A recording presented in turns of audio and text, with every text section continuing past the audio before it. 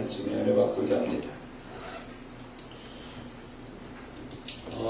그리스도인의 어떤 축복이나 성공은 결코 주님만이 그 사람에게 100% 역사해 주셔서 축복하거나 성공케 하시지는 않습니다.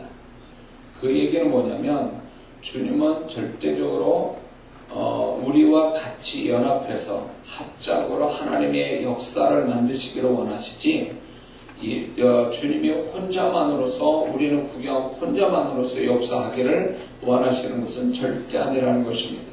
구원의 문제에 있어서는 100% 그분의 작품이에요. 우리는 그 100%의 그분의 도우심을 받는데, 구원받은 다음의 삶에서 일어나는 그 하나님의 축복은, 그것은 주님만의 어떤 100%의 역사가 아니라 그것은 우리와 같이 뭔가 연합해서 이루시는 일이라는 것입니다. 그래서 그분이 하실 일이 있고 내가 해야 될 일이 있는 거예요. 근데 양극단의 잘못된 신앙을 가진 성도가 있는데, 그게 뭐냐면 주님이 다 해주실 거야 이렇게 하면서 손 놓고 있는 사람들이에요. 그런 그룹의 사람이 있는가 하면, 또 반대편으로 주님이 하실 것을 내가 다 해버리는 거죠. 그래서 주님이 하실 게 없게 만들게 자기가 다 해가지고 뭔가 이루려고 하는 이 양극단의 성도는 잘못됐습니다. 이 두 종류의 성도는요, 하나님의 역사를 못 봅니다. 분명히 하나님의 역사는요, 우리에게 하나님이 역사하시는 것은 어떻게 보면 50대 50이에요. 그분이 하실 일이 있고 내가 할 일이 있는 거예요. 내가 할 일을 할 때 그분이 하실 일을 하게 되는 거예요. 그렇게 해서 100% 하나님의 역사를 나타내는 겁니다. 그래서 많은 그리스도인들이 어떤 하나님과 함께 모든 걸 이루어 가는데, 거기에서 하나님이 하실 일과 내가 해야 될 일을 분명히 분별해서 하나님이 하실 일을 몫을 남겨두고 내가 해야 될 일만 열심히 하게 되면 하나님의 역사는 당연히 오게 돼 있다는 거죠. 그러면 우리가 하나님의 역사를 보기 위해서, 그분은 항상 준비되어 있죠. 그분은 모든 걸 하실 수 있는 모든 걸 다 가지고 계시고 있고, 이제 역사를 해주실 준비, 그 마음과 모든 걸 준비하고 계세요. 근데 왜 우리는 그 하나님의 역사를 못 보느냐? 하나님은 그렇게 우리한테 역사 주시기로 하는데 왜 나는 그 축복을 못 보느냐? 왜 그 역사를 못 보느냐 할 때, 내가 해야 될 일을 하지 않기 때문에 그러는 거죠. 근데 오늘 이 소경이, 이 본문의 소경이, 주님이 하나님이 이걸 기록해 놓고 이 소경을 통해서 주님의 역사를 보기 위한 소경이 해야 될 네 가지, 이 네 가지가 결국 소경이 해야 될 일을 했기 때문에 주님은 또 그렇게 주님이 하실 일을 하셨어요. 그래가지고 이 소경이 이제 눈을 뜨고 새로운 존재가 되고 새로운 인생을 살게 됐다, 이 얘기입니다. 그렇다면 이걸 기록해 놓으신 것이 단지 그 소경을 소개하기만을 위해서 하나님 우리에게 기록해 놨겠냐는 거죠. 이 소경의 한 사건 속에는 하나님이 우리가 어떻게 하나님의 역사를 가져와야 될지에 우리 몫을 얘기해 주고 있다는 거죠. 우리가 뭘 어떻게 해야 될지에 대하여 소경을 통하여 계시해 주고 있는 거예요. 이 네 가지가 우리가 분명히 어떤 일을 만날 때에, 어떤 위기나 어떤 어려움이 와도 이 소경이 보여준 이 네 가지 법칙에 따라 소경이 하게 된 이 네 가지를 우리도 같이 한다면 주님이 역사하실 것을 역사하여서 기적과 축복과 역사와 성공은 오게 되어 있다는 것입니다. 그래서 오늘 그걸 우리가 같이 이 말씀을 통해서 우리가 은혜 받고 또 우리 삶 속에 적용해 보려고 하는 것입니다. 그러면 첫 번째는 뭐냐 할 때에, 이 소경이 보여준 첫 번째 법칙은 생각의 법칙이에요. 생각의 법칙. 모든 이 왜 법칙이라고 얘기하냐면 수학의 공식어 같은 거예요. 이 법칙은 이렇게 될 수밖에 없는 거예요. 이게 없으면 안 된다는 걸 얘기하는 거예요. 수학의 공식이 없이 문제를 푼다? 그건 거짓말이죠. 공식이 있어서 풀어지게 돼 있는 거거든요. 공식이 없으면 해답도 없는 거예요. 결과가 안 나온다는 거죠. 그것처럼 제가 이 법칙으로 얘기하는 것은 이렇게 해야만이 하나님의 역사가 온다는 걸 얘기하는 겁니다. 그렇기 때문에 우리가 항상 하나님의 역사가 할 때 하나님은 항상 먼저 어디에서 역사하냐면 생각에서 역사해요. 이 소경은요, 다른 소경하고 다른 생각을 가지고 있었어요. 그때 당시에 소경, 아픈 사람들이 많았는데 특히 이 소경, 여기에 본문에 나타난 소경은요, 남다른 생각을 하고 있다는 거예요. 소경답지 않은 생각을 가지고 있었다는 거예요. 왜 그런 줄 아십니까? 길가에 앉아서 그들이 뭐 했겠습니까? 소경이 구걸하는 거예요.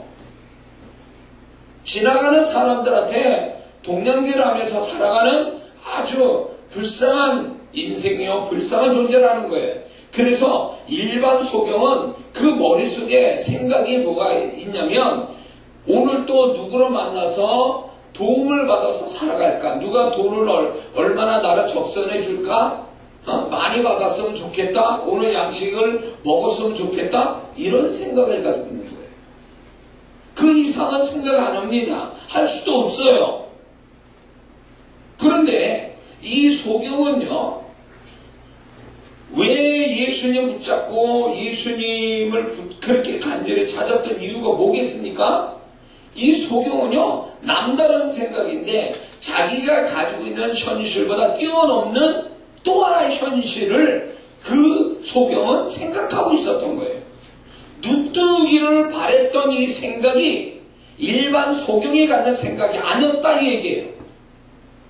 이 생각이 결국 이 소경이 정말로 반전의 인생과 존재가 되게 하는 최초의 시작이라는 것입니다. 예수님 붙잡을 때, 예수님을 가는 길을 가시는 예수님 붙잡는 게 소경이 돈 달라고 그래서 돈 받기 위해서 구걸하려고 불렀겠냐 이거예요. 그건 아니었다라는 거예요. 생각이 달라서 생각이. 그래서 하나님의 역사를 가져오는 사람은 어디서 차이가 나냐면 생각하는 데서부터 차이가 나요. 사람, 크리스찬들이. 일반 하나님의 역사를 보는 사람과 역사를 못 보는 사람의 차이는 다른 게 아니에요. 최초의 생각에서부터 차이가 나는 겁니다. 그래서 많은 그리스도인들이 저 사람이 살 사람이냐 죽을 사람이냐 될 사람이냐 안 될 사람이냐 이거는 다른 거 볼 거 없어요. 그 사람이 무슨 생각하고 있느냐가 중요한 거예요. 무슨 생각하고 있냐 그게 결정적이에요. 행동으로 아무리 열심히 하면 뭐합니까? 그 사람 생각이 벌써 비극적인데 마귀가 그 요한복음 13장에 가룟유다에게 예수 8년의 생각을 넣어줬다 그랬잖아요. 마귀는요 생각에서부터 역사해요. 하와를요 왜 선악과를 따먹게 한 줄 아세요? 계속요 그 하와의 생각을 바꿔주기 위해서 계속 얘기하잖아요. 말씀을 이렇게 아주 교묘하게 얘기하잖아요. 하나님의 말씀을. 결국 그것이 하와가 잘못된 생각을 갖게 만들고 그 생각이 잘못된 행동을 하게 만들잖아요. 예수 믿는 사람이 가장 지켜야 될 게 생각이에요. 이 생각을 못 지키면 여기가 마귀의 놀이터가 돼요. 근데 이 생각의 영역 안에 기억이라는 영역이 있어요. 많은 사람들이 크리스찬들이 왜 하나님에 대하여 집중을 못하고 왜 그렇게 신앙생활을 오래 해도 여전히 세상 사람 같은가에 대해서는 이 생각이 안 바뀌는 거예요. 이 생각이 정화가 안 되는 거예요. 신앙생활 잘한다는 얘기는 그 사람이 행동으로 열정을 갖고 하나님께 나아간다는 게 아니고 그 사람의 생각이 바뀌는 걸 얘기하는 거예요. 이 생각이 안 바뀌는 사람, 신앙 사람에서 생각이 안 바뀐 사람은 결국 그 생각의 수준이 그 사람의 생활의 수준이고 축복의 수준이 거기서 끝나는 거예요. 모든 게. 그래서 하나님은 그 사람을 축복하기 위해서 어디서부터 역사하냐면 그 사람의 생각을 깨트려주는 데서부터 역사가 시작되는 거예요. 그 생각이 그분으로 인하여 깨어진다면 그 사람은 이제 가능성이 있는 거예요. 뭐든지. 근데 생각이 안 바뀌는 사람들이 있어요. 그거는 방법이 없어. 하나님 바꿔주려고, 생각을 바꿔주려고 그렇게 메시지 전하고 말씀을 줘도 안 바뀐다면 그 사람은 가능성이 없어요. 그래서 제가 이렇게 사역을 하면서 제가 확실한 것은 그 사람이 복을 받을 사람이면 벌써 말씀에서부터 은혜 받기 시작해요. 그 말씀이 그 사람 생각을 바꿔주기 시작하는 거죠. 그 생각이 바뀐 것이 하나님이 그 사람에게 하고자 하는 일을 하게 만드는 통로거든요. 그 생각이라는 게. 근데 자기 생각으로 가득 차 있고 무엇이든 간에 아주 불완전하고 뭔가 잘못된 자기 현실이 머릿속에 박혀가지고 여기서부터 이 생각에서부터 불신과 또 하나님과 원하지 않는 생각들로 가득 차면 그 사람은 하나님 또 어떻게 할 수가 없어. 생각이 안 바뀌는데 하나님은 어떻게 역사하냐 말이에요. 강제로 하나님 역사할 것 같습니까? 그 사람은 하나도 안 바뀐 상태에서 하나님의 역사만 일으킬 것 같습니까? 절대 그렇지 않습니다. 그래서 하나님은 역사하기 전에 그 사람 생각부터 바꿔주는 데서부터 하나님의 일이 시작되는 거거든요. 생각이 바뀌는 현상이 나타나야 되는데 많은 그리스도인들이 생각을 안 바꿔요. 생각을 안 바꿔요. 오늘날 교회 다니는 사람들이 보면은 하나님의 말씀과 또 교회 생활을 통해서 뭔가 생각이 자꾸 깨져 나가서 뭔가 하나님이 원하는 생각으로 바뀌어져 가야 그 생각에 바뀐 것이 그의 삶에 그대로 나타나서 그의 인생이 축복이 되는 건데 많은 그리스도인들이 교회를 다니면서 축복을 못 받는 것은 교회만 다닐 뿐이지 그 사람 그 사람의 중요한 그 생각에 바뀜이 없으니까 결국 교회를 열심히 다녀도 하나님이 일하심이 없는 거예요. 응? 어떤 사람은 워낙 기질적으로 고정관념이 강한 사람들이 있어요. 자존심 강하고 고집 센 사람들이 있어요. 이런 사람은 교회생활 열심히 해도 안 돼요. 왜? 생각이 바뀌어야지. 생각이 안 바뀌어. 응? 제가 그 성도들 제가 이제 개척교회 하면서 처음에 이렇게 말씀을 가르치고 또 기도도 해드리고 이랬는데 보면은 3년, 5년 지나도 하나밖에 생각이 뭐 그렇게 강한지 모르겠어요. 그게 분명히 틀렸어. 하나님 앞에 잘못된 생각이고 그걸 뜯어고쳐서 뭔가 바뀌기 위해서 하나님이 또 목사를 통해서 설교하고 기도도 시키는 거고 또 스스로 말씀을 보게 하는 건데 자기 생각을 바꿀 마음이 없는 거예요. 그러니까 하나님도 어떻게 할 수 없더라고요. 그러니까 자기 생각대로 가니까 하나님도 어쩔 수 없어. 자기 생각으로 가가지고 자기가 당할 일 당하는 거예요. 하나님이 책임 못 진 일을 스스로 하고 있는 거죠. 불쌍한 거죠. 신앙이 행위를 얘기하는 게 아니에요. 신앙은 그 사람의 내면의 변화가 신앙생활을 잘하고 있다는 증거인데 내면의 변화는 없고 행동만 가지고 신앙생활 하니까 행위만 가지고 신앙생활 하니까 신앙생활이 제대로 되어지질 않는 거죠. 안 바뀌어. 세월이 가도 안 바뀌어요. 안 바뀌어요. 이놈의 이 머릿속에 그 자기가 살아왔던 어떤 기질이나 아니면 살아왔던 경험들 어떤 이런 것들이 그 사람이 하나님이 돼버리겠고 그것이 하나님의 말씀이 돼버린 거예요. 그러니까 도대체 바꿀 마음이 없으니까 하나님도 하다 안 되는 거예요. 근데 그런 사람들은 결국 하나님이 그냥 놔둬버려요. 그래서 가서 부딪힐 돌에 부딪혀가지고 깨져야 그때 가서 아 이게 잘못됐구나 이제 그때 아는 거죠. 그러면 고난이 그 삶 속에 고난은 끝나지 않아요. 왜? 그렇게 해야 들어먹는 영혼이니까 방법이 없어요. 그런 건요. 그래서 우리의 생각들을 바꿔주기 위해서 굉장히 우리에게 역사하는데, 그래서 우리가 하나님 앞에 자꾸 깨달아간다는 거, 또 회개한다는 거, 깨달아간다는 게 얼마나 중요한 거예요. 그 회개한다, 깨닫는다는 것이 생각이 바뀌는 현상이 오는 거거든요, 그게. 그래서 우리가 축복을 받는다고 그럴 때 어떤 내가 없는 게 있고 안 되는 게 되고, 그게 물론 축복이지만 정말 진정한 축복은요, 그 사람이 생각이 바뀌는 게 축복이에요. 고난이 왜 오는 줄 아세요? 하나님이 허락된 고난이 왜 오는 줄 아세요? 그 사람 생각을 바꿔주려고 고난이 오는 거예요. 어떠한 하나님이 원했던 생각을 갖게끔 하기 위해서 고난을 허락하시는 거예요. 그러면 고난이 언제 끝나게요? 하나님이 원하는 생각으로 바뀌면 고난이 끝나는 거예요. 근데 하나님이 원하는 생각을 안 바뀌니까 고난을 계속하는 거라고요. 그럼 하나님이 지겠습니까? 인간한테?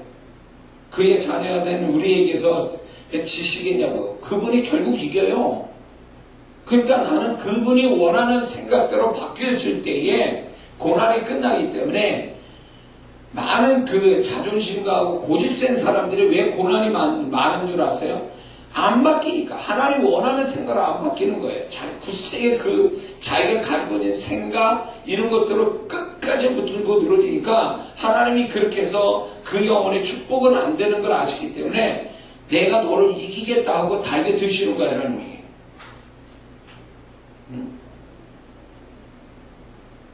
그래서 성격 강한 사람들을 보면, 신앙사라지만 성격이 강한 사람들 보면 고난이 많아요. 그 사람이 악해서가 아니에요. 하나님이 원하는 생각으로 바꿔주기 위해서 작업을 하는데 쉽게 안 바뀌니까 하나님이 계속 깨트려가는 거죠. 그의 생각이 바뀔 때까지.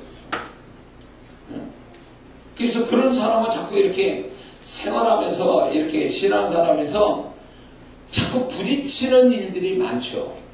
만약에 내 삶에 자꾸 부딪히는 일들이 많다, 뭐든지 좀 스무스하게 가는 게 아니라 뭔가 부딪혀 간다면, 그 부딪히는 게 뭘 얘기하냐면 그 사람의 생각을 깨트려주는 하나님의 작업이에요.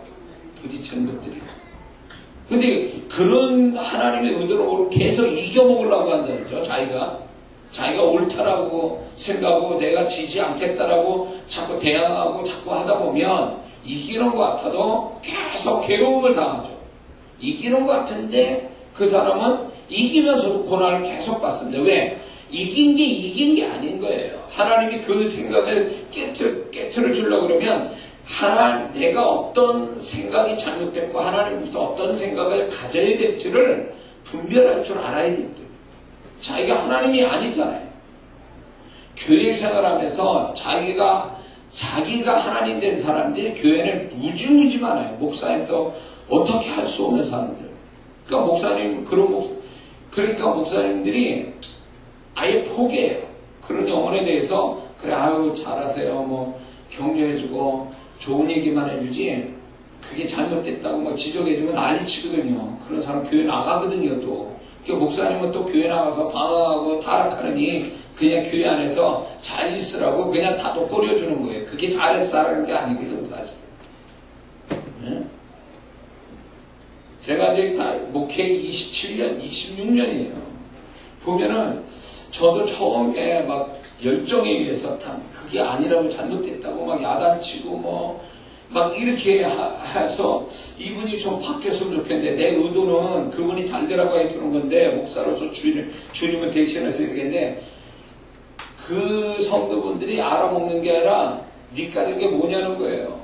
결국 그래가지고 내가 마음 상했다 이거예요. 그래가지고 교회 나가버려. 네?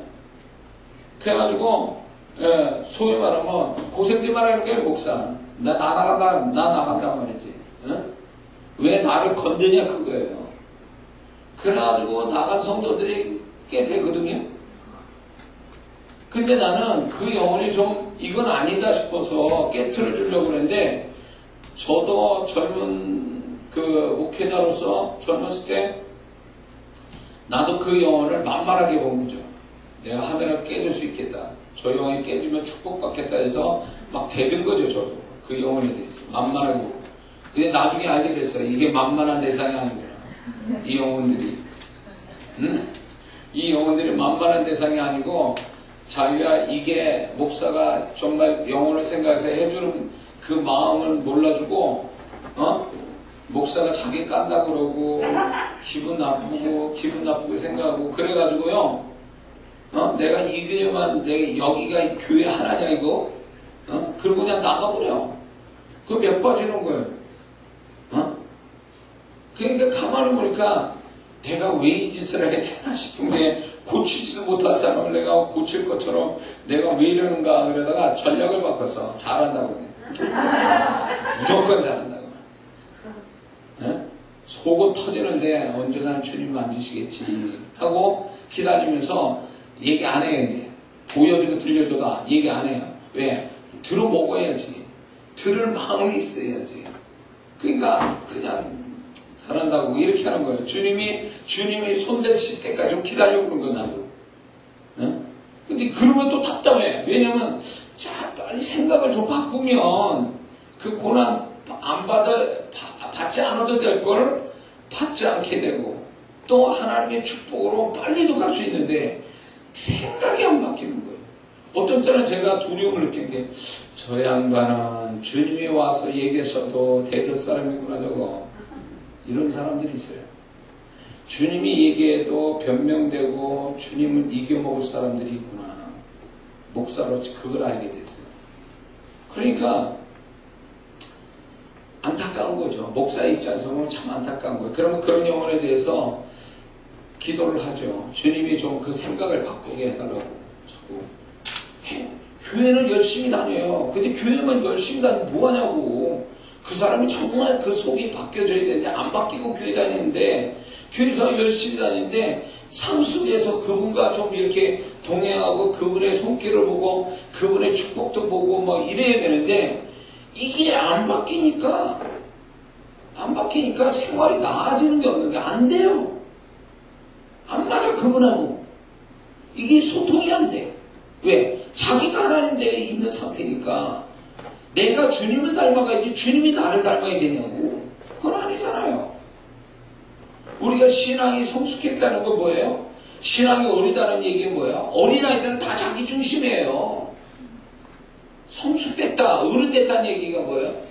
내 중심이 아니라 내가 사랑하는 사람, 내가 존경하는 사람, 내가 좋아하는 사람 중심으로 돌아가게 돼 있잖아요. 응?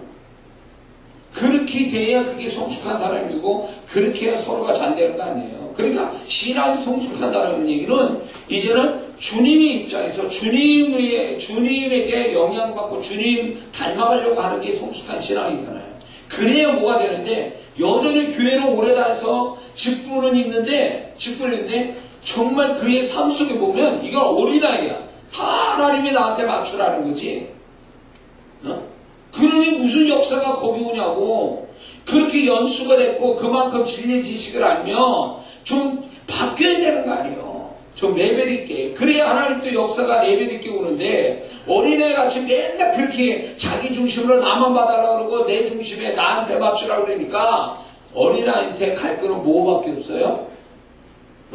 저 시우리한테 가는 거는 뭐밖에 없어요? 과자나 우유나 주스나 그런 거밖에 없어요. 그 이상을 어떻게 주냐고. 어린애한테 똑같아요. 그러니까 어린애 신하니까 하나님이 주실 축복이 많지 않아요. 많지 않다고. 어린아이 같은 신앙이니까 다 나한테 맞추라는 거지. 그런 식으로 돌아가 버리니까 하나님이 하실 일이 없는데, 하나님께 뭔가 역사가 없는 거예요. 그러니까 그 사람은 세 끼만 먹고는 살아. 교회 다니니까. 그래, 그 이상은 기대하지 말아야 돼. 레벨이 있어야지. 레벨이 좀 올라가야 될 거 아니에요. 좀. 그 레벨에 있는 어떤 신앙이라는 게 결국 주님에게 맞춰줘서 주님 닮아가고 주님이 이끄는 대로만 가려고 하는 사람이 되려면 뭐가 따라야 되냐면 생각이 바뀌어야 돼. 생각이 바뀌지 않는 한, 어린이에서 어른의 생각으로 바뀌지 않는 한, 자기 생각이 틀렸다라는 거와 내가 좀 더 생각이 깊어지고 성숙되어진다는 이 개념이 없으면 그 사람은 계속 어린아이같이 겨우 뭐 과자나 먹고 우유나 먹고 그러다가 살다 마는 거예요. 큰 축복은요, 생각이 큰 생각을 가진 자에게 오는 거지, 생각은 좁아 터져. 근데 그게 축복 같다? 그래, 설령 그렇게 온다 해도 그 사람 감당이 안 돼요. 그 축복 때문에 망해버려요. 응? 그래서 그 사람의 생각의 수준이 그 사람의 축복의 수준이에요. 그 생각의 수준이 그 사람 인생의 수준이에요. 그래서 하나님은 자꾸 우리의 생각을 넓혀주기로 원했어요. 생각을 넓힌다는 얘기는 기존의 내 생각에 깨어 넓혀지는 거예요. 근데 자기 생각을 안 깨트리고 그 사이즈로만 있으려고 몸부림치니까 하나님 또 방법이 없는 거예요. 네 생각에서만 머물러 있으니까 나는 더 이상 너한테 해줄 게 없다라는 거예요. 그 생각이 넓혀져야 넓힌 것만큼 하나님이 일하심이 있을 텐데 그 생각이 넓혀지려면 깨져야 되는데 안 깨지니까. 생각이 안 깨지니까. 응? 답답한 사람들은 한둘이 아니야. 저렇게 막혔을까? 저렇게 자기 생각에 취하여 있을까? 막 이런 안타까움이 있는 거죠. 그렇게 하나님 말씀에도 저도 그런 시절이 있었고 어쩌면 저도 그렇게 한번 깨지고 여러 차례 깨져서 왔지만 지금도 어쩌면 내가 만들어놓은 고정관념 속에 갇혀있는지도 몰라요. 어떤 부분에 대해서. 주님은 자꾸 나를 깨트려 갔기 때문에 내가 여기까지 온 거거든요. 그분이 나의 생각을 깨트렸기 때문에 지금 그 생각의 넓이와 깊이 때문에 주님이 나에게 이런 은혜 주시고 이런 사역을 하게 하시는 거지, 내가 과거에 10년, 20년 전에 그 사고방식을 했으면 여기 서 있지도 못해요. 하나님 쓰지도 않고요. 왜? 그때 사고방식을 내가 생각해보면요, 아찔한 거예요. 그러니까 그렇게 살 수밖에 없다는 게 오는 거예요, 저한테. 생각이 깨져서 생각이 넓어지고 축복된 생각을 가진 사람은요, 나중에 자기 생각이 좁았다, 과거를 통해서 나의 생각이 좁은 생각을 가졌던 그 시절 생각은 아찔하게 생각해요. 아주 굉장히 아찔하다는 생각 든다고요. 오, 내가 왜 그때 그런 생각하고 살았지? 왜 답답하게 그렇게 살았지? 어? 뭐 이렇게 좋은 생각이라고, 그게 무슨 대단한 거라고 그 생각 속에 난 살고 살았었지? 그때는 하나님의 말씀을 주셨는데도 워낙 내 생각이 강해놓으니까 하나님의 생각이 들어와서 비집고 들어와서 나를 깨트릴 어떤 나의 생각을 깨지게 하나님의 생각이 들어와야 되는데 하나님의 생각이 들어올 자리가 없어. 워낙 단단하게 성처럼 내 생각으로 가득 차 있으니까.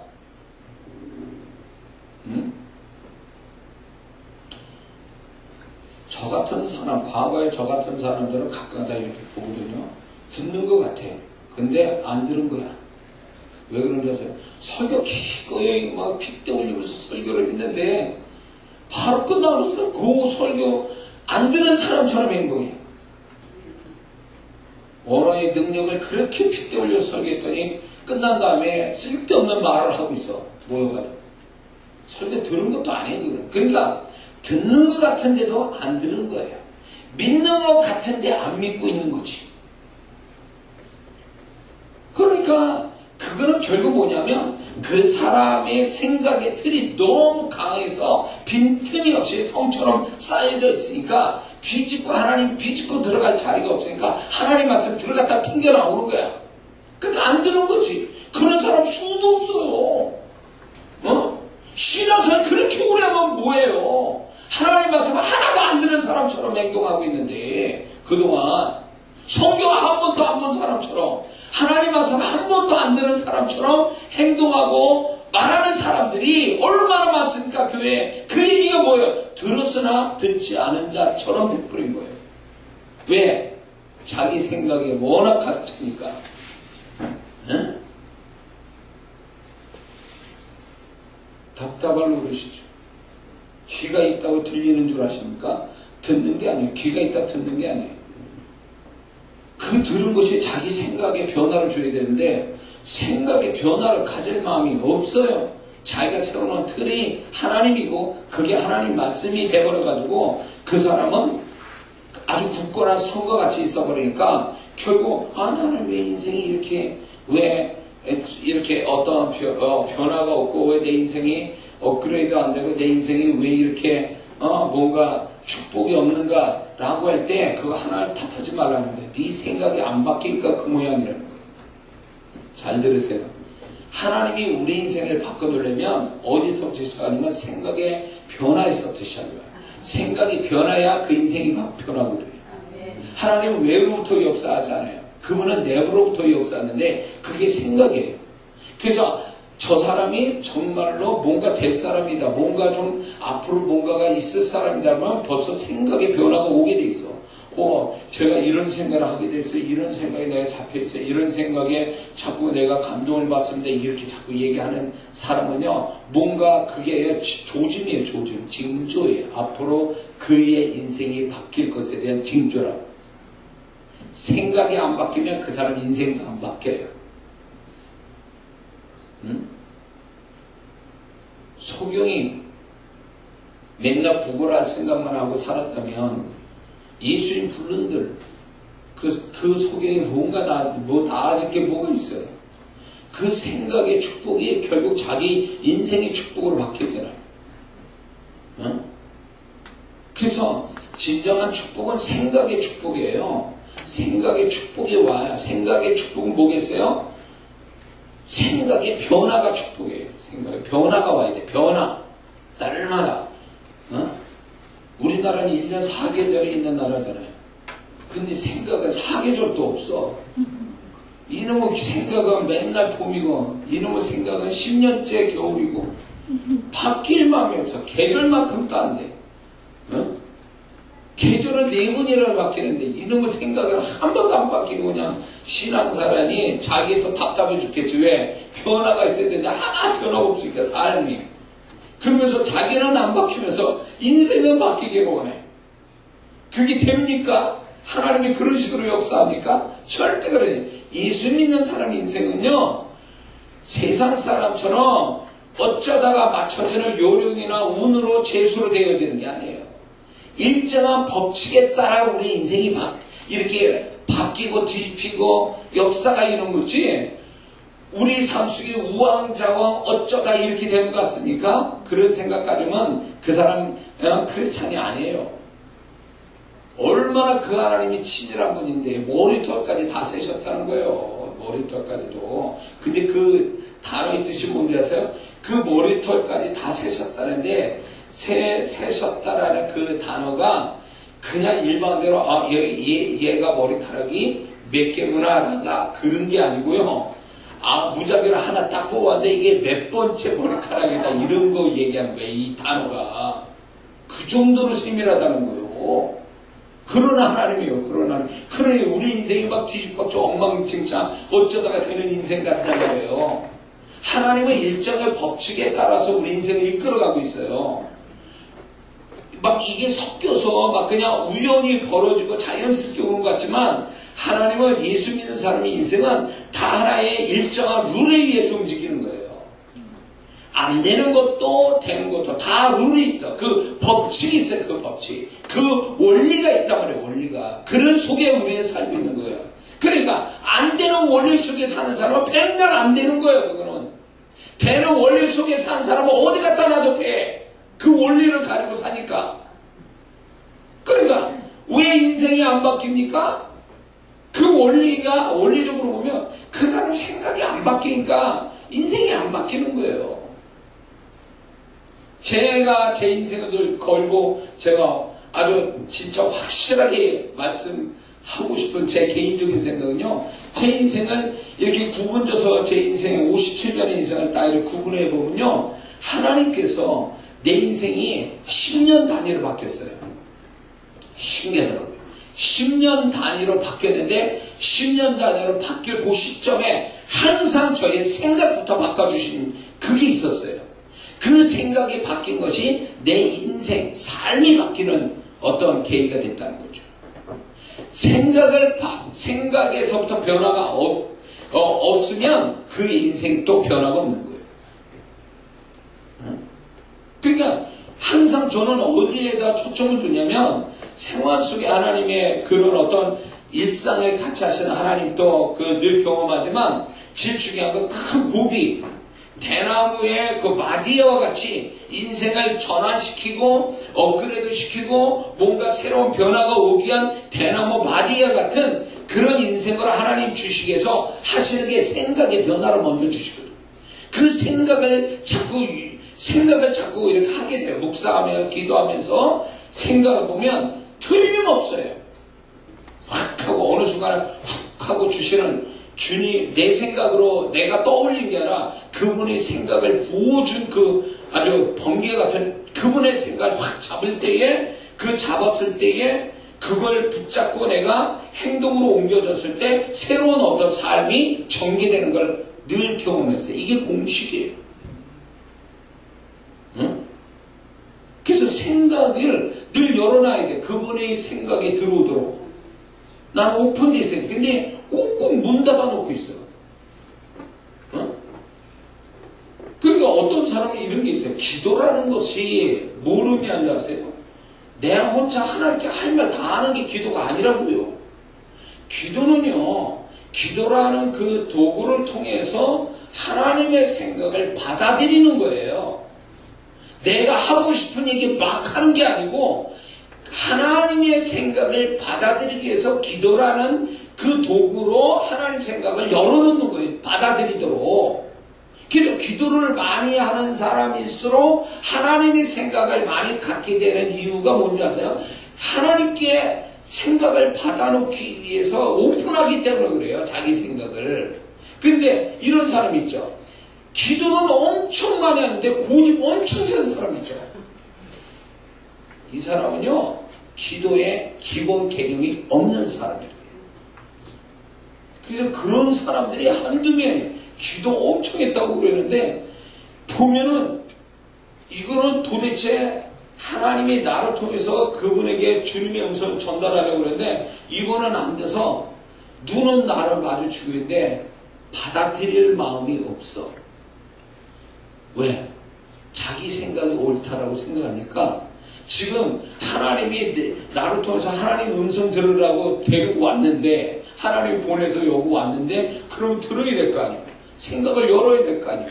안 열어.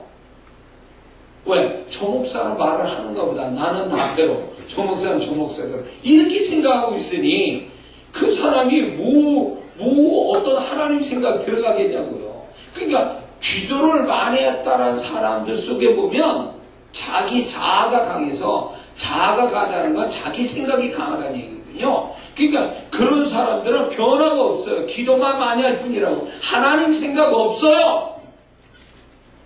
그렇게 하나님 얘기를, 정말 그 사람이 하나님의 생각을 늘 받고 사는 사람이면 내가 지금 말하는 게 내 이장한 목사의 소리인지 하나님의 음성인지 분별할 수 있어야 되는 거예요.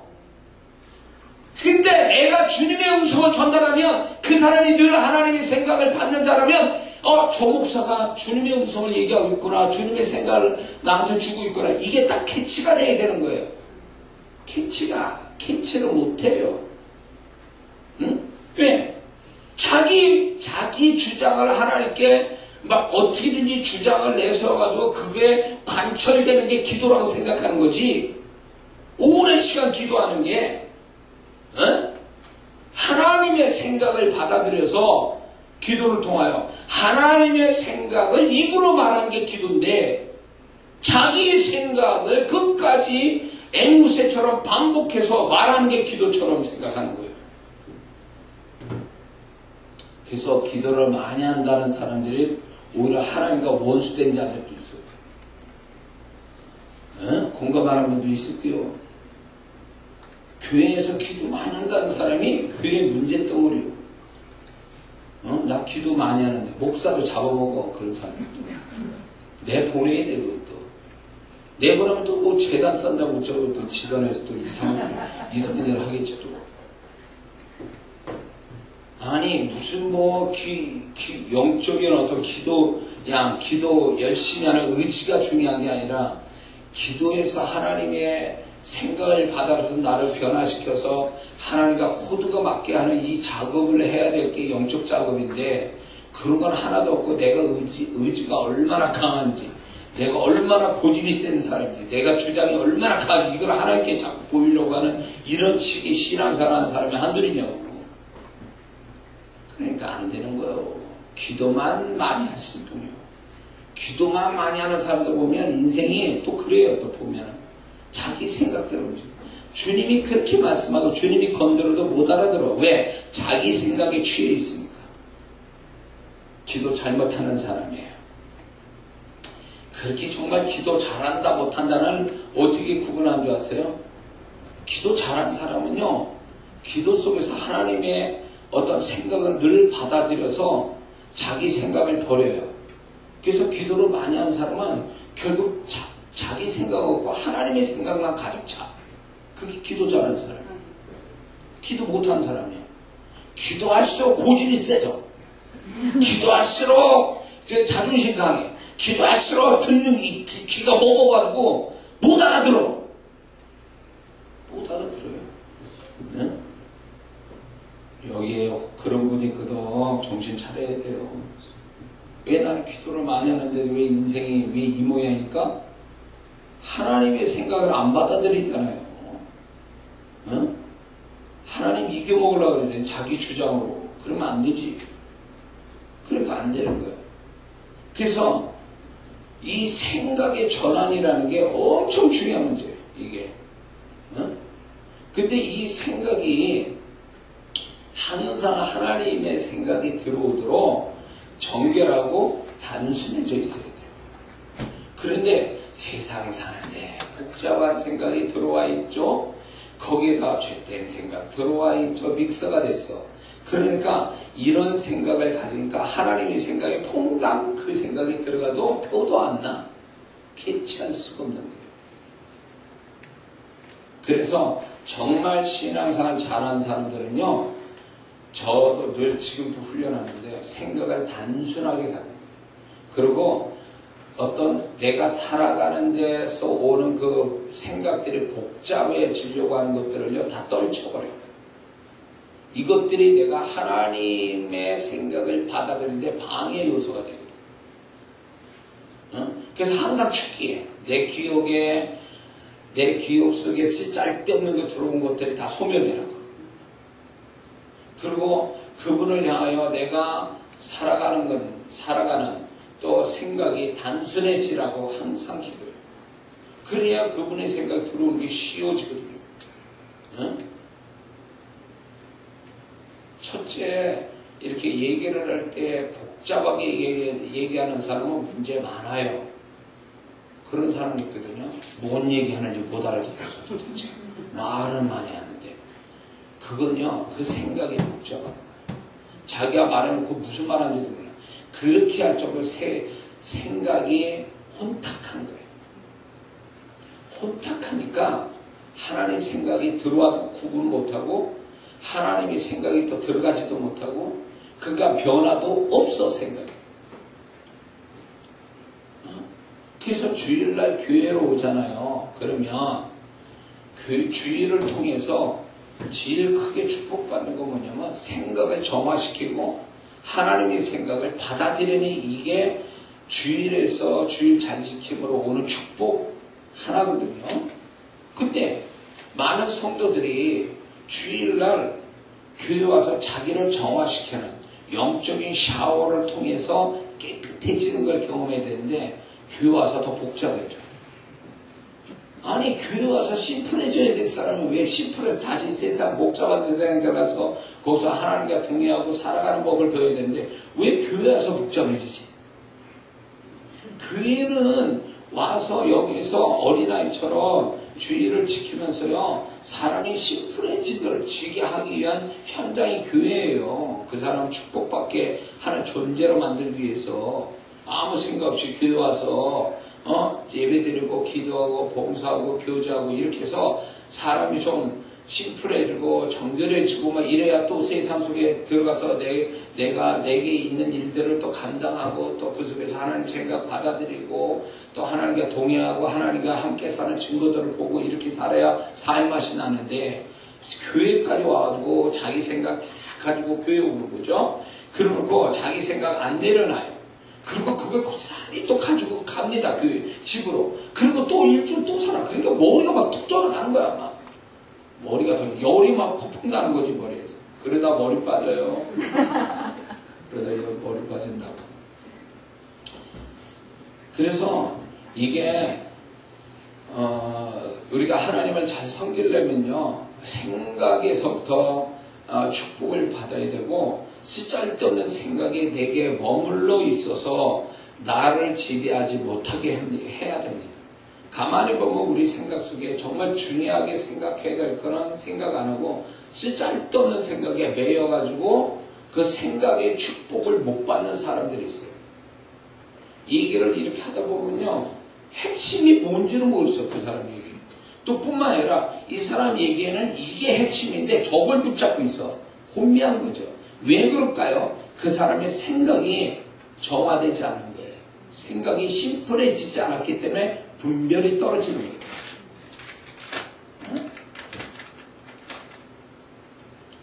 제가 목회하고 초창기 때 목회하고 이렇게 목회를 하는데 예배 마치면 제 아내가 핀잔 주는 게 있어요. 가끔 가다. 뭐, 당신은 왜 이렇게 설교를 복잡하게 하냐고 그러는 거예요. 나는 좀 하려고 그러는데 나도 설교하다 보면 말이 꼬여. 그래도 나도 무슨 말 하는지 몰라. 3,000% 맞아가고 있어. 나도 그게 인정하는데 거기다 또 제 아내가 와서 왜 이렇게 설교를 복잡하게 하냐고, 못 알아듣게. 그 다음에 참 성도들 수준이 낮아가지고 고사 높은 수준의 설교를 못 들어서 수준 높아서 못 알아듣는 거야 이게. 근데 솔직히 제가 지나면서 그거를요, 가만히 제 아내도 말을 했지만 가만히 생각해 봤어요. 봤더니 내가 스스로 복잡한 사람이에요. 내가 스스로 복잡하니까 이게 정리가 안 돼. 말하는 게 정리가 안 되고 설교가 정리가 안 되는 거예요. 그러니까 어떻게 보면 지난날 설교를 다시 이제 들춰보면요, 야, 이게 핵심에서 많이 벗어났구나 이거. 이런 설교를 했구나, 이런 설교를. 목사가 지금 초점이 안 맞는데 무슨 성도를 어떻게 초점을 맞춰줘요. 그러니까 가만히 보니까 내가 이것저것 고민들, 생각들이 너무 많은 거야. 이게 들어와가지고 나를 복잡하게 만드니까 이게 단순해야 이게 딱딱딱딱 이렇게 분별이 이렇게 말씀이 초점 맞게 가는데 내 머리통이 복잡해지니까 설교도 그냥 복잡하게 나오는 거지. 처음에는 내가 말을 표현을 잘 못해서 이렇게 설교가 이렇게 될 수밖에 없다라고 스스로 합리화시켰어요. 말을 초반에 저도 여러분들이 볼 때는 어쩔지 몰라도 저는 참 말을 잘 못하는 사람이에요. 우리 아버님한테 유전으로 받아가지고 경상도 분이에요. 도대체 말 표현도 못하시는 우리 어머니를 닮아야 말을 잘하는데 말을 너무 못하니까 그래서 표현력을 달라고 엄청 기도했거든요. 근데 가만히 보니까 표현력의 문제가 아니라 내 머리가 복잡해서 정리가 안 되는 거예요. 그러니까 뭐가 문제냐면 핵심이 없고 정리가 안 된 언어들을 하니까 이게 또 말씀의 능력도 없는 거예요. 그래서 생각의 축복을 못 받으니까 맨날 나는 열심히 누구보다도 열심히 사는데도 결과가 없어요. 뭐가? 인생이 안 바뀌어. 그리고 13년 세월을 살았네. 그런데 하나님이 나를 축복하시려고 작정하시고 대드신 거죠. 너무 불쌍하니까 제가 뭣도 모르는구나. 앞뒤도 없고 뭣도 없고 애가 제가 왜 저러고 사나 불쌍하셔서 저를 만나주시면서 제 삶을 바꿔주시네. 나의 내면을 다시 한번 뒤집어 엎는 작업이 2년의 세월이 있었어요. 거기서 정화가 된 거예요. 다 뒤집어진 거예요. 기존에 내가 살아왔던 그 내 안에 내적인 체계가 다 바뀌기 시작한 거예요. 그 중에 하나가 뭐냐면 생각을 바꿔주는 거예요. 이건 이 생각이 잘못됐고 넌 이런 거 쓰잘데없는 열매도 맺지 못하는 그 가지와 같은 것들을 내 생각을 다 쳐주신 거예요. 그러고 나니까 세상이 달리 보이고 눈이 밝아졌어. 왜냐면 보이는 게 제대로 보이기 시작하니까. 아, 이거구나 저거구나. 그동안 얼마나 혼미하고 복잡한 생각 속에 내가 살아왔는지. 나는 똑똑하다고 생각했는데 결국 지나보니까 똑똑한 게 아니었던 거예요. 저는 혼자 바보 미련한 짓 하고 있었던 거지. 그래서 생각의 변화를, 그래서 항상 하나님, 내가 지금 뭘 생각해야 됩니까? 내가 생각하는 게 뭐가 잘못되어 있습니까? 물어봐야 돼요. 응? 나중에 이렇게 되더라고요. 나는 나름대로 똑똑하고 신중하다고 생각해서 생각했는데 나중에 보면 결과가 보면 틀려 있어. 그러니까 나중에 그게 반복이 되다 보니까 무슨 생각이 드냐면 내가 나를 못 믿겠어. 이해가 되십니까? 내가 나를 못 믿겠어. 왜냐면 나는 똑똑하다 했는데 결과가 보면 멍청한 짓 하고 있는 거야. 멍청한 결과가 나오는 거 보면 이게 바보구나 이게. 그러면서 나에 대한 확신, 나에 대한 일말의 자존심으로 나를 지키고자 난 똑똑해. 나는 그래. 나는 누구보다 잘하는 사람이야. 라고 생각하는 거마저도 무너져 내리는 거죠. 그러니까 나중에는 내가 나를 못 믿는 거예요. 못 믿으니까 주님, 내가 무슨 생각을 해야 됩니까? 내가 무슨 생각을 해야 됩니까? 이 생각이 맞는 겁니까? 라고 물을 수밖에 없는 거예요. 많이 겸손해졌죠. 그렇게 물을 정도면 많이 겸손해진 거 아니에요?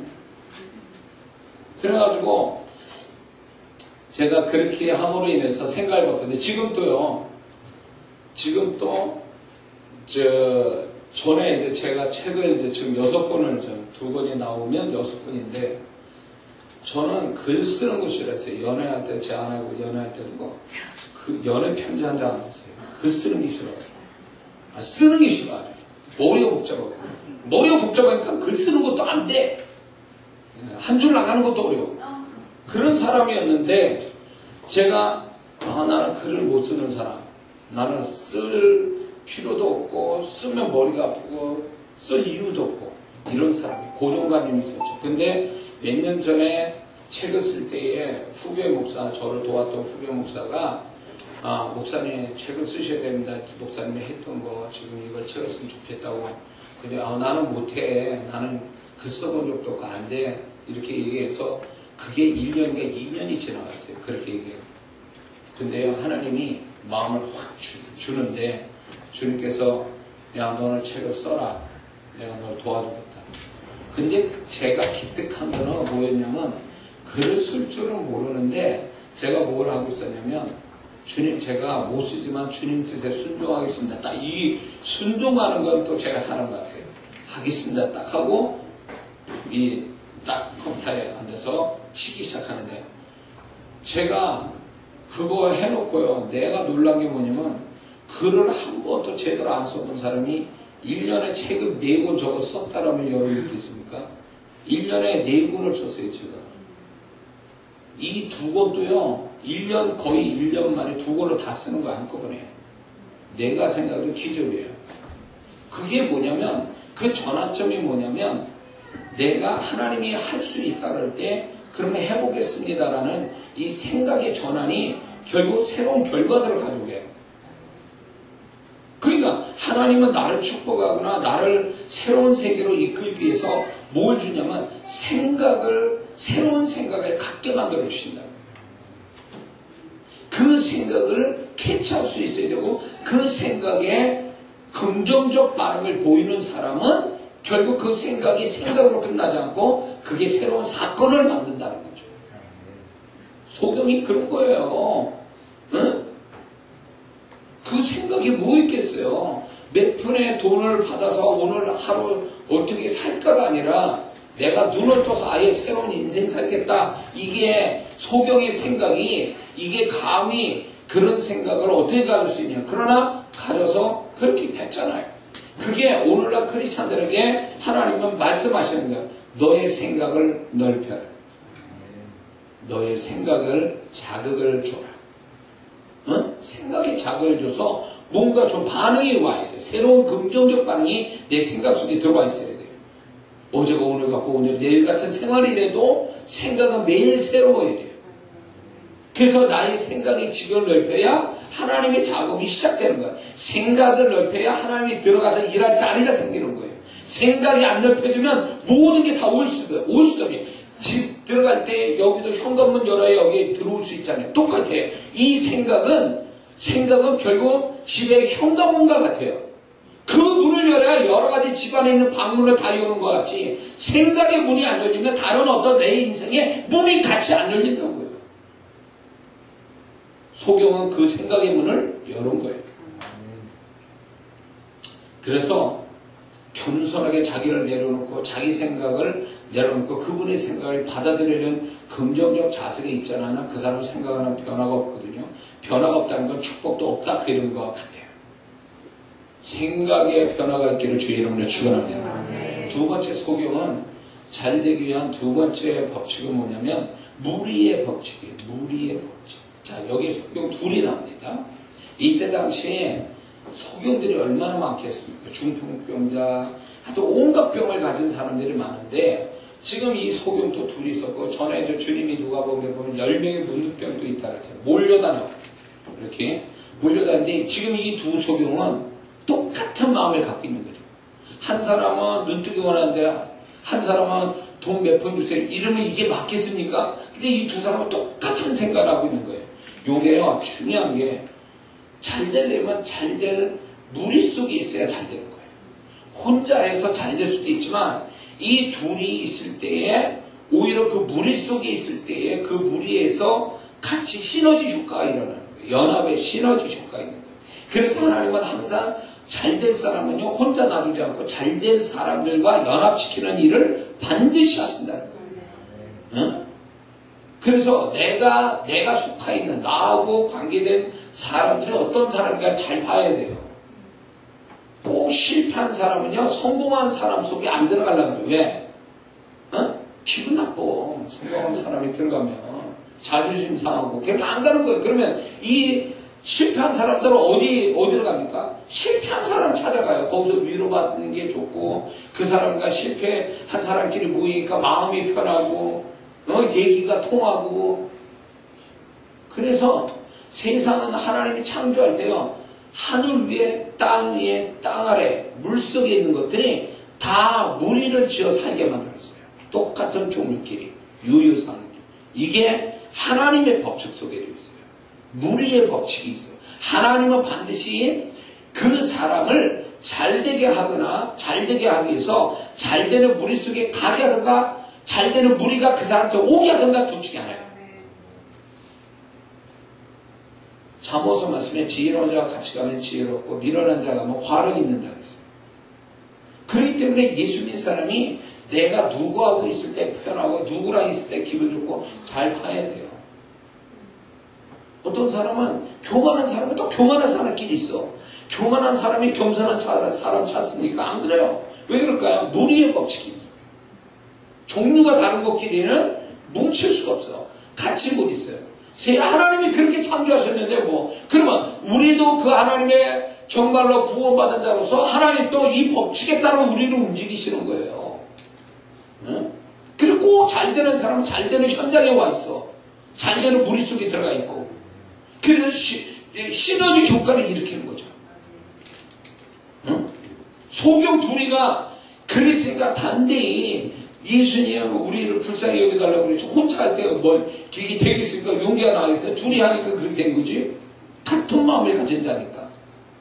그래서 여러분들이 정말 잘 되려면 그런 무리를 찾든가 오게 만들어줘야 돼요. 그래야 내가 용기를 낼 수 있고 하나님이 또 그렇게 일하시는 걸까요? 일을 하시니까. 그래서 나는 잘 될 사람인데 맨날 와서 실패 얘기하고 맨날 와서 그냥 비관적인 얘기를 하고 그 사람하고 사귀지 마세요. 미워서가 아니라 저 사람하고 같이 있다가 나도 망하겠다. 이런 게 있어요. 마귀는 또 그렇게 이끌거든요. 성공한 사람인데 꼭 안 될 사람한테 끼워놓는다고 이렇게 유혹한다. 정적인 걸로 가죠. 응? 그거 속지 마세요. 그러다가 인생 망친다고. 하나님은 나는 잘 될 사람인데 꼭 안 되는 사람들 속에 끼어넣어가지고 사람 아주 애매긴다고. 그리고 그런 사람과 자꾸 소통하게 만들어서 물들어버리게 만들어요. 조심하세요. 옛날에 제가 전에 이제 제가 잘 안 됐을 때에 목회를 하는데 너무 안 되니까 무슨 현상이 있었냐면 제대적으로 TV나 사람들 이렇게 주변의 사람 속에 잘 되는 사람이 있으면요 나도 모르게 기분 나빠. 갑자기 기분 나빠져. 그 사람들. 그 무슨 생각이 드냐면 또 무슨 생각이 드냐면 지금까지 이게 뭘 그냥 잘나서 잘 된 거야. 응? 나도 잘 될 수 있는데 쥐가 뭘 아이고 이러면서 비꼬고 괜히 이렇게 낮추고 싶고 내 발바닥 밑에 두고 싶고 마음은 그래 항상. 부럽진 않아. 화가 나면서 나도 모르게 미워 죽겠고 질투가 생기고 막 이래. 그런 TV 그런 거 보면 성공한 사람 얘기가 확 들어버려. 지가 뭐 잘났다고 그렇게 얘기해. 잡지로 봐도 잘난 사람들 잘된 사람들이면 지가 뭘 확 덮어버려. 주변에서 또 잘된 사람이 있으면 집 가는 게 뭔데 확 돌아버려. 안 만나. 그게 부러운 게 아니라 화가 나. 나도 모르게. 근데 그게 보니까 그게 스스로 내가 나는 안 되는 사람이구나. 내가 스스로 나를 스스로 보고 있는 거예요. 그게 괜히 막 이렇게 손해보는 느낌 들어요. 그런 사람들 보면 왜 그러지? 이 감정이 내가 안 되는 사람이었기 때문에 그런 생각이 드는 거예요. 근데 놀라운 거냐? 제가 주님으로 인해서 형통한 사람 되고 내가 남을 형통케 하는 사람 딱 되니까요. 반전이 일어났어요. TV로 봐도 옛날에 MBC에 성공시대, 성공한 사람들의 법칙들, 그 사람이 일생에 왜 그 사람이 잘 되는지 그거 제가 아주 중독이 됐어요. 그 프로를 계속 돌려보고 막 이랬어요. 인생 바뀌었어. 왜? 나는 잘 되는 사람이니까 잘 될 사람이니까 그런 사람한테 한 수 배우려고. 잡지로 와도 잘 되는 사람. 이런 거구나. 기억해도. 왜 그러죠? 왜 전하고 똑같은 상황을 만났는데 왜 내 태도가 달랐을까 할 때 내가 이제는 잘 되는 사람이니까. 유유상종이에요. 무리의 법칙인 거예요. 그래서 상황을 보지 말고 어떤 걸 보지 말고 내가 어떤 성향의 사람인가를 보세요. 그러면 그 무리가 반드시 내게 오든가 내가 그 속에 들어간다는 거예요. 응? 그래서 뭔가 잘 되는 걸 통해서 내가 저 사람 잘 됐구나 박수 막 쳐주고 진심으로 정말 진심으로 박수 쳐주고 그 사람과 가까이 한다면 그 사람 될 사람이에요. 그게 될 사람.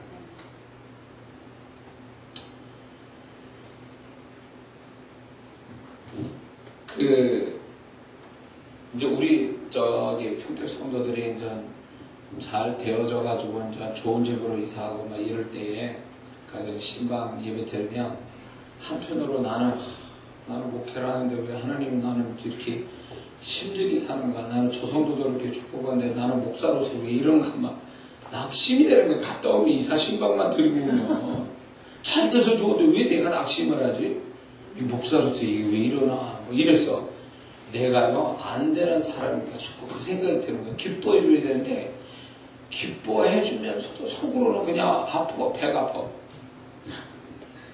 응? 낙심이 되고 사람이 무기력해지고 그게요 어떤 뭐랄까 내가 안 되는 사람이니까 그런 생각 온 것 같아요.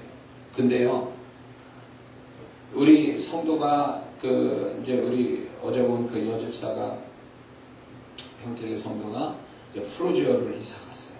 그래가지고 좋은데 이사 가가지고 제가 신방 예배 드리는데 하나님 제가 이사 신방하면서 기쁘면서 그전하고 좀 다르더라고요. 태도가 기쁘면서 하나님 저에게 이걸 보게 하셨사오니 저도 이것을 주세요. 그래가지고 기도를 했는데 그게 2년 만에 응답을 받아서 그 여집사는 프로지오 1차 그 앞에 저희 집 프로조 2차가 저희 집이에요. 달라졌어요. 아, 잘 됐구나. 하나님이 나를 잘 되게 하려고 미리 보게 하시는구나. 태도가 달라졌어. 태도가. 그러니까 내가 잘 될 사람이니까 잘 되는 사람 관계되고 연결되고 막 이런 것들이 거기서 내가 가슴 벅차고 이런 것들이 나중에 보니까 그게 내 현실이 되고 있는 거죠. 무리의 법칙이에요. 그래서 여러분들이 정말 잘 되고 축복받을 사람이면 그 무리 속에 있기를 기도해야 돼요. 사단이 그 무리에서 자꾸 이탈시키고 반대 사람들 만나게 하고 이럴 때에 정으로 끌려다니지 말고 거기에 연결돼가지고 데미지 받지 말고요. 얼른 나와가지고 하나님이 이끄시는 그 무리 속에 들어가기를 신쓴다면 그 사람은 그 무리 속에 있으면 시너지 효과가 생겨서 점점 더 빨리 잘 되는 사람이 될 수 있는 줄 믿습니다. 믿으십니까? 자, 세 번째 법칙은요. 이 소경이 보여준 것은 타이밍의 법칙이에요. 자, 길 가는데 예수님께서 길 가다 앉았다가 예수님 지나간다 하면 듣고 그냥 바로 그 타이밍을 놓치지 않고 아주 소리쳐 외쳤단 말이에요. 이게 중요한 거예요. 예수님도 때에 따라 사셨, 타이밍에 맞춰 사셨다거든요. 예수 믿는 사람의 축복 받는 사람은 이 타이밍을 맞춰서 산다는 거예요. 때를 놓치지 않고 지나간 버스 손을 들지 않는다는 거예요. 정확하게 하나님이 야, 요 때야라고 그럴 때 그 때를 놓치지 않고 붙잡는 자들이에요. 그래서 꼭 안 되는 사람은요, 꼭 지나간 버스 손을 끝에 가서 그래요. 끝에 가서. 다 지나간다고 다 끝난다고 와서 헐레벌떡 와가지고 이런 사람들이 있어요. 안 되는 사람이 특징이 이게. 타이밍을 못 맞춰. 앞에 오든가 뒤로 가든가 둘 중에 하나. 중간에 하나님이 딱 맞춰놓은 거기에 맞추지 못하는 거예요. 또 맞추게 하려고 하나님이 하면 꼭 일이 터져 그걸 못 만나게. 이런 사람이 있어요. 이 사람은 안 되는 사람이에요. 형통한 사람은요, 딱딱 떨어져야 돼요. 딱딱. 그래서 괜한 고생 안 하고 괜한 수고 안 하게 타이밍에 딱 맞춰 살게 만드셔요. 그래서 여러분들이 정말 잘 되는 사람인지 아닌지는 타임을 맞춰가는지를 보세요. 정말 하나님이 이걸 할 때 이거 하고 저럴 할 때 저거 하고 타이밍을 맞춰 사는지, 꼭 이거 할 때 저거 하고 저거 할 때 이거 하고 있고 요 때인데 저 때 하고 있고 이런 식의 이 때를 못 맞추는 사람들이 잘 안 되는 사람들이에요. 근데 이 소경은요, 정확한 때를 맞췄어요. 근데 잘 들어보세요. 왜 그 많은 길에서 그 길이냐? 왜 예수님이 그 길로 가셨을까? 다른 길도 있을 텐데. 그렇죠? 왜 그럴까요? 그 소경을 위한 배려예요. 주님은 그런 분이에요. 우리를 축복하려고 내가 어디로 가야 하고 그 하나님을, 주님의 축복을 만날 수 있을까? 갈 바를 모르고 이렇게 정말로 내가 어디로 가야 되지? 라고 고민하고 황당해 하도록 하지 않도록 하나님은 내 일상의 삶 속에 자연스럽게 그 길로 지나가신다는 거예요. 이게 은혜죠. 소경이 두 눈에 안 보이는 사람이 예수님 만나려고 만약에 가버나움이나 갈릴리나 도대체 알 길이 없는 데를 거기에 예수님이 따라가지고 산 넘어 물 건너 이렇게 가야만 예수님 만나는 사람이었다면, 소경이었다면 그건 못 만나는 거잖아요. 눈도 먼 사람이 어떻게 만나냐고. 근데 주님은요, 그 길로 지나갔다는 거예요. 우리가 어떻게 할지 모르잖아요. 그렇기 때문에 그분은 내가 그때로 만나게 하시려고 타이밍을 맞출 줄만 알면 내 일상의 삶 속에서 딱 그 타이밍을 잡을 수 있게 하시는 은혜를 우리에게 베풀어 주신다는 거예요. 그러기 위해서 정신 딴 데 두지 말라는 거예요. 하나님이 만약에 소경이 딴짓거리하고 있어. 지네들끼리 싸우거나 뭐 다른 사람 얘기하면 지금 예수 지나가고 있는데 이러면 그 기회가 사라지는 거 아니에요. 많은 사람이 안 되는 사람은 하나님이 정말 은혜로 기회 주시는 것도 놓치는 사람이 딴짓거리하고 있다가 왜 그때는 왜 그걸 안 하고 있다 나중에 와서 알게 돼서 내 뒷북치냐고. 안 되는 거예요. 하나님이 타이밍을 딱 주실 때 그 타이밍을 놓지 않고 탁 잡을 줄 알아요. 그러면 타이밍은 두 가지가 있어요. 공식적 타이밍이 있고 비공식적 타이밍이 있어요. 공식적인 타이밍은 주의 지키는 거, 이게 공식적인 거예요. 공식적인 예배, 공식적인 어떤 하나님이 바라시는 영적인 행위들은 그게 하나님이 정해놓은 하나님의 타이밍이에요. 근데 비공식적인 타이밍이 있어요. 그거는 뭐냐면 개개인마다 하나님이 맞춰놓은 타이밍이에요. 그런데 여기서 중요하게 여길 거는 하나님이 정해놓은 타이밍을 잘 지키는 자가 비공식적인 타이밍을 맞출 줄 아는 감각이 생긴다. 뭔 말인지 이해가 되세요? 타이밍이 중요해요. 내가 열심히 산다고 되는 게 아니라 하나님의 타이밍에 맞춰 사는 게 중요해요. 잘 오신 거예요, 여기. 우리 어제 그 간사님, 그분이 7년 동안 이분은 허락도 안 받는데 얘기해도 되나? 이렇게 암이 걸렸어. 암이 7년 전에. 2년 전에 또 그 암이 또 재발되고 암이 걸렸는데 그 7년 전에 그 암을 걸렸을 때 말씀 붙잡은 게 어제 그 말씀이었다. 그래서 그거에 대한 고민이 있었고 그것 때문에 말씀 붙잡지만 어떻게 해석을 못하고 있는데 아까 식사하면서 이분이 나한테 얘기하더라고요. 7년 전부터 그 말씀 붙잡고 고민하고 어떻게 그 이상의 생각을 못하는데 내가 어제 말씀을 전한 걸 통해서 답을 얻은 거예요. 이게 우연이겠습니까? 타이밍을 맞춘 거예요. 이분이 3월달에 왔어도 못 들을 말씀이에요. 이때 왔으니까 들은 거지. 그러니까 이 타이밍이라는 게 굉장히 중요해요. 하나님이 축복받는 사람이 꼭 축복받고 타이밍을 안 놓쳐요. 뒤에 가서도 안 해. 꼭 거기에 맞춰서 한대요. 거기에 맞춰서. 예수님 머리에 향유를 부은 그 여인 마리아가 그 타이밍에 맞춰서 한 거예요. 예수님 돌아가신 다음에 부은 것도 아니고 그렇다고 초창기 때 부은 것도 아니고 이제 그분이 십자가 지신 시점에 가서 거기서 부었다는 게 그러니까 주님이 칭찬할 때 엄청난 칭찬을 하시잖아요. 축복을 주시잖아요. 타이밍을 맞춘 거예요. 타이밍. 살아있다고 아부가 타이밍에 맞춰서 헌신하니까 그 타이밍의 헌신이 엄청난 축복이 오잖아요. 3년 6개월 양식이 떨어지지 않게. 수냄녀이 타이밍에 맞춰서 엘리사를 대접하니까 아들을 얻게 되고 그 아들을 또 죽은 아들을 또 살림을 받는 축복을 받잖아요. 타이밍에 다 성경을 보면 이게 곳곳에 이 타이밍에 맞춰가고 있다는 걸 알게 돼. 다윗도 타이밍에 맞춰서 축복받고 다 그래요. 그렇기 때문에 이 타이밍을 놓치지 않고 신앙생활할 줄 아는 자가 돼야 될 줄 믿습니다. 소경이 뭔가 생활은 정말 수준 낮은 사람이었지만 하나님 축복받는 데는 1등인 사람이에요. 그렇죠? 그러니까 기록해 놓으신 거예요. 그 쓸데없는 이름도 없는 이 소경을 하나님 왜 기록해냈냐고. 이 소경한 사람이 굉장한 걸 우리한테 하나님이 가르쳐 주는 게 있기 때문에 기록해 놓은 거 아니란 말이에요. 자, 그래서 네 번째 법칙은 소경에서 나타난 건 선포의 법칙이에요. 이거 중요한 거예요.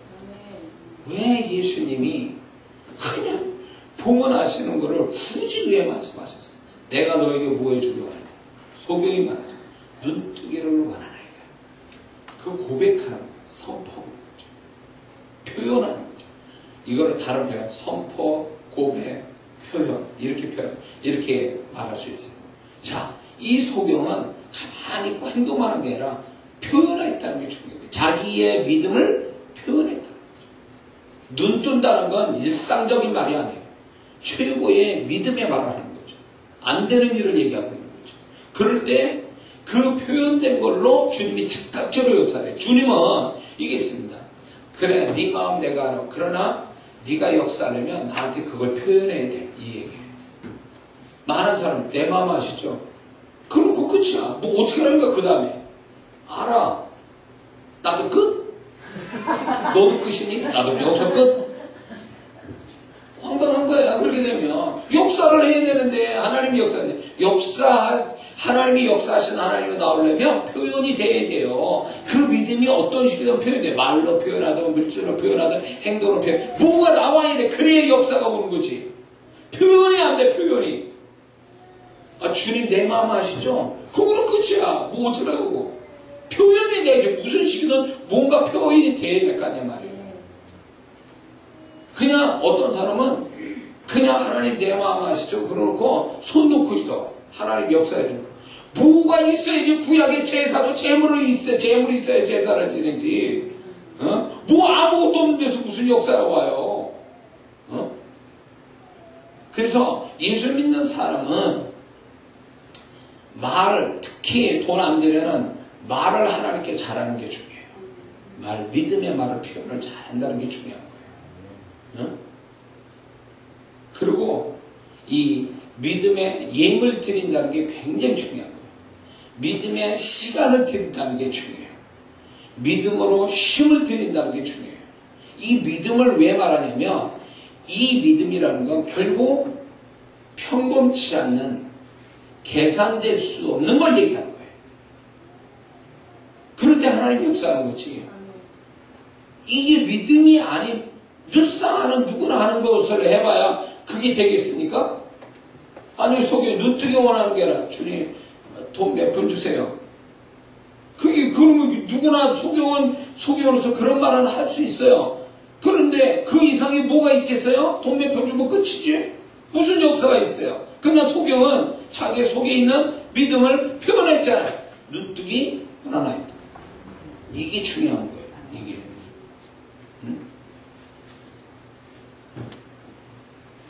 그래서 저는 제가 자랑이 아니고 제가 우리 성도한테도 그러고 여러분에게도 그랬어요. 제 강대상에서 얘기를 계속 믿음을 하는 얘기했어요. 되지도 않았어 지금. 진행도 안 됐어. 근데 말부터 막 쏟습니다. 제가 믿음으로 그렇게 될 겁니다. 그렇게 할 겁니다. 그러면요 여지 없어요. 그게 됐어요. 지금까지. 지금까지 됐어요. 올해 이제 에바다 지경을 넓혀주신 주님이 이게 예언적으로 저한테 주신 올해 말씀인데 제가 먼저 간증하겠다 그랬어요. 정말 하나님이 이 책의 영역에 두 권의 책을 통해서 새로운 지경을 넓혀주신 거고 이게 이제 이게 끝나면 제가 자신있게 믿음으로 말하는 것은 새로운 사역이 저한테 열려주실 거예요. 그래서 다음번에 여러분에게는 또 새로운 간증을 제가 하게 될 겁니다. 저는 이게요 어떤 제가 막 말하는 게 아니에요. 허황된 얘기, 객기가 아니라 제가 믿음으로 말할 때 그 주님은 믿음의 말을 지켜주셨어요. 지금까지. 그러고 왔기 때문에 중요한 건 우리가 꼭 보고 믿는 건 믿는 게 아니죠. 보지 않고 믿어야 믿는 건데 그러려면 그 믿음이 어떤 식으로 표현이 돼야 돼요. 그리고 특히 이런 부분이 있어요. 물질의 배인자는 물질로 하나님께 믿음을 표현해야 돼요. 제가 여기에 저는 오해하지 마세요. 제가 또 거기에 또 돈에 민감한 사람한테 이상하고 그럴 수 있는데 어느 분은 사업을 꽤 하는 분인데 와가지고 만원 드리고 그 사업이 잘 풀려서 수익을 보게 해달라고 그런데 그게 수익이 200만 원도 아니고 몇 억씩 수익 보자고 기도를 받고 있어요. 내가 그랬어요. 이 사람이 뭐 하자는 거야 도대체. 하나님 앞에 뭐 하자는 거야 도대체. 차라리 안 드리는 거 목사님께 기도 받겠다 그러면 내가 기도를 해주고 하나님과 장난질하는 거야 이게 뭐야 도대체. 내가 속으로. 이런 식으로 무슨 이걸 가지고 이게 그러니까 옛날에 국민일보에 4칸짜리 만화가 있었는데 거기서 그러는 거예요. 그 그림이 뭐냐면 하나님께 구할 것은 큰 손으로 하나님이 구할 것을 구해요. 두 손 올려가지고 이거 주세요. 하나님께 드리는 손은 조그만 애기 손이야. 이 그림을 보여주는 거예요. 근데 그게 우리 신앙의 모습이에요.